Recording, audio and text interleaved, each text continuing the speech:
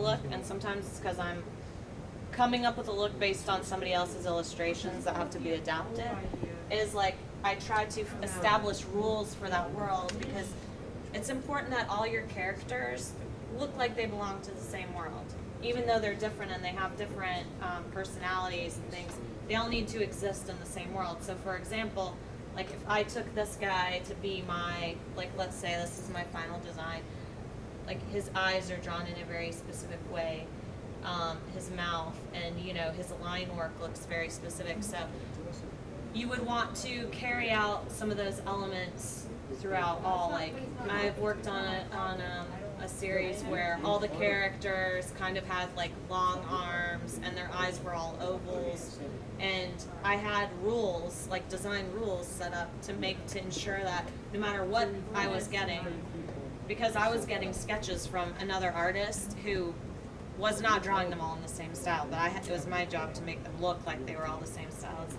I was able to adapt to whoever I got for that. So like let's say that you start with this guy, and these sketches here, they seem like, I know these are early concepts, but they seem they're a lot more realistic proportionally, you know, their faces, their line work and stuff. They're a completely different world than this right now.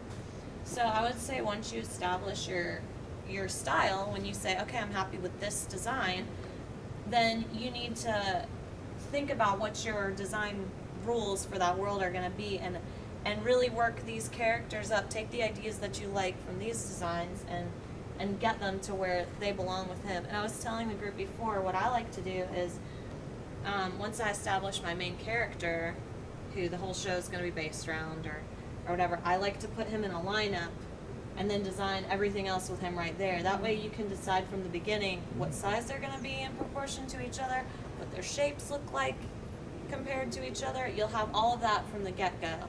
Don't design in a vacuum. Design, you know, within the world. That's how I like to look at it, because it does tend to happen, even with the same designer. And for us, sometimes we'll have two different designers working on something, and then we get them together, and you can tell, like, oh, this is such and such's drawing, and this is my drawing. So that's what I would say to you, and I would keep going in this direction. I like these two a lot. I like how you're playing with the proportions. I was just telling another group that, you know, they had something where the design was good, but it was very even, like proportionally, like the chest was the same, like the torso was the same length as the legs, and the head, you know, was very in proportion to the rest of the body too. And you guys are doing something where it's like the head is a certain size, but it's, you know, a shorter length than the torso, and you know, that variety adds a lot of visual interest.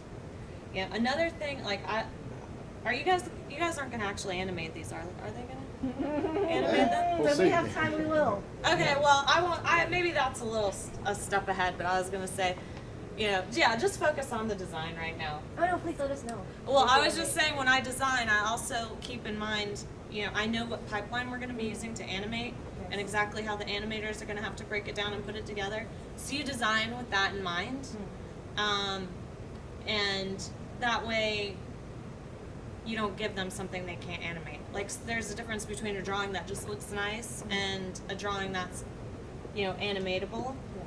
And that's just something to think about as you're designing. I always try to have that in mind while I'm designing, how it's going to be animated. But I think you guys are off to a really good start. So Thanks, guys. Thank you. Bye.